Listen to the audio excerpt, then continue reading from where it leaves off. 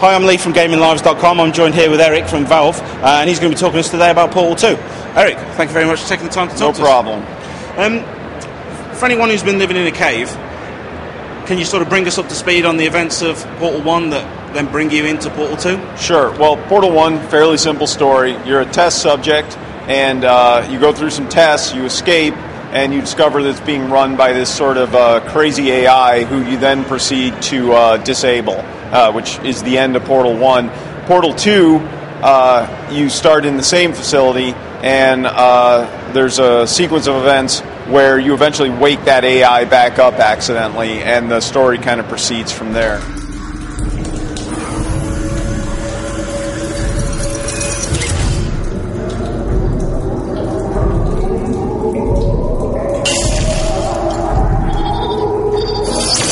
It's been a long time.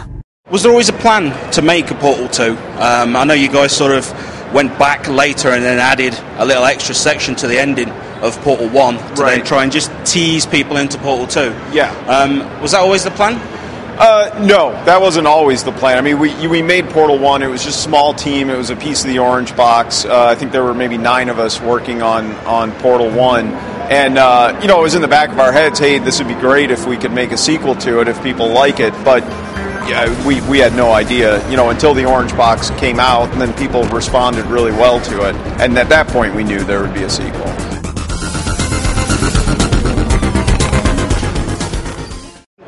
Stephen Merchant provides the voice of Wheatley for the game. How much sort of leeway did he have with what he says? Was it all very scripted, or did he make a lot of it up as he went along? So we definitely went in with, a full script on all the lines for him, but he's got a sort of improvisational style. We definitely let him go off if he wanted to try some different things, and he's got this great ability to take a written line and actually make it sound sort of improvised, just through the reading and through repetition of some words and stuff. So it was kind of a combination of the two. They told me that if I ever turned this flashlight on, I would die. They told me that about everything. I mean, I don't even know why they bothered giving me this stuff if they didn't want me to use it. It's pointless. Mad. You recently just announced J.K. Simmons playing the role of Kay Johnson. That's right. Who's the CEO of Aperture Science. What more can you tell us about him?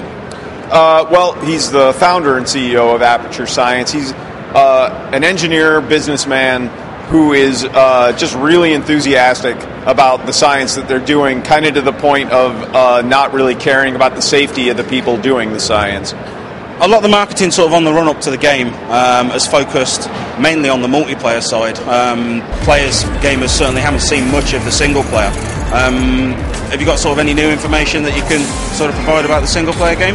Well, I mean, the big piece of new information, as you mentioned, that we released today is that Cave Johnson is in it. Other than that, it's about 2.5 to 3 times longer than Portal 1, but part of the reason that we haven't talked a huge amount in detail about the single player is that the single player just inherently has a lot more spoilers in it, so I don't want to ruin the experience for anyone.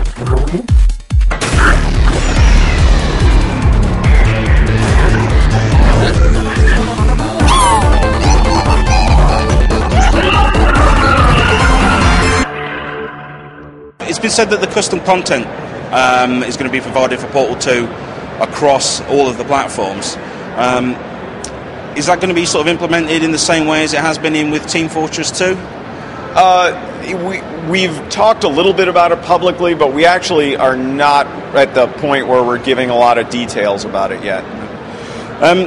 What can you tell us about the character that the player plays as in the single-player campaign? So it's the same character as in Portal 1, Chell. A little bit of a cipher, sort of a stand-in for the player. It's silent protagonist, kind of like Gordon is in Half-Life, in the Half-Life series. And, ultimately, Chell is a representative for the player. It's really, the game is mostly about the relationship between Chell and GLaDOS, but it's really about the relationship between you, the player, and GLaDOS. Act natural. We've done nothing wrong. Hello. Oh, it's you. Did you expect people to fall in love with an inanimate object like the companion cube in the way that everybody did? No, I mean, it would have been insane if we'd actually expected people to. I mean, we knew it was kind of a pretty good gag, and it seemed to be working in playtest. But yeah, the actual response to it was definitely bigger than we thought. The companion cube's okay though, right? Well, I mean, I can't tell you what happened to the companion cube. Well, Erik from Valve, thank you very much for taking the time to talk to us. Appreciate it. Thank you. Thank you. These next tests require cooperation. Consequently, they have never been solved by a human. That's where you come in. You don't know pride. You don't know fear. You don't know anything. You'll be perfect.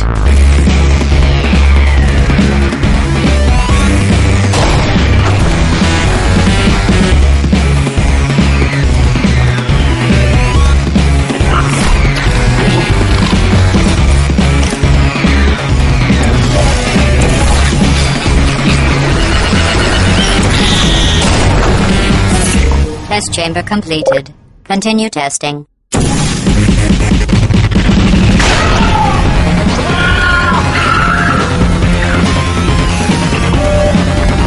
Continue testing.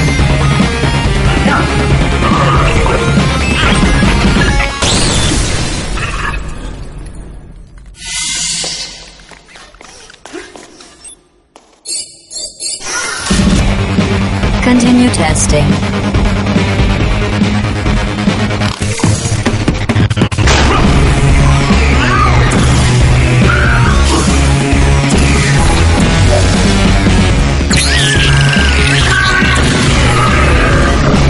The two of you have forged an excellent partnership. Now it's time for your real purpose.